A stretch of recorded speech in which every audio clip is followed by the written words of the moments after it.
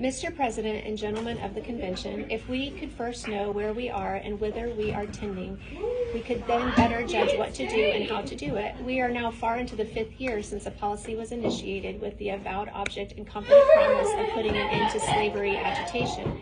Under the operation of that policy, that agitation has not only ceased, but has constantly augmented. In my opinion, it will not cease until a crisis shall have been reached and passed.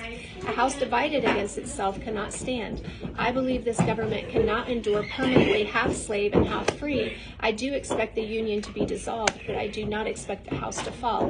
I do expect it will cease to be divided. It will become all one thing or all the other.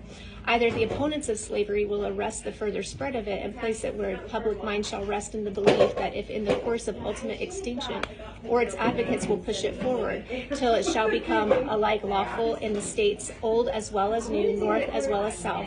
We have no tendency to the latter condition. Let anyone who doubts carefully contemplate that now almost complete legal combination, piece of machinery, so to speak, compounded of the Nebraska Doctrine and the Dred Scott decision. Let him consider not only what work the machinery is adapted to do and how well adapted, but also let him study the history of its construction and trace. If its chief architects from the beginning, but so far Congress not only had acted and endorsed by the people, real or apparent, was indispensable to save the point already gained and give chance for more.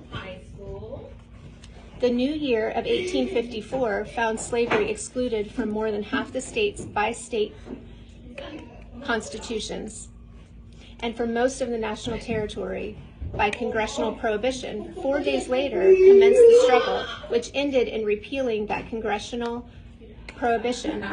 This opened all the national territory to slavery and was the first point gained.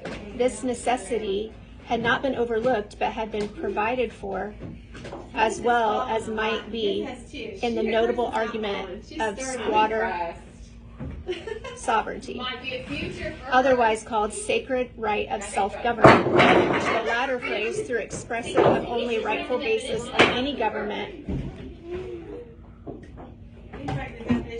was so perverted in this attempt to use it to its amount to just this, that if any one man choose to enslave another, no third man shall be allowed to object.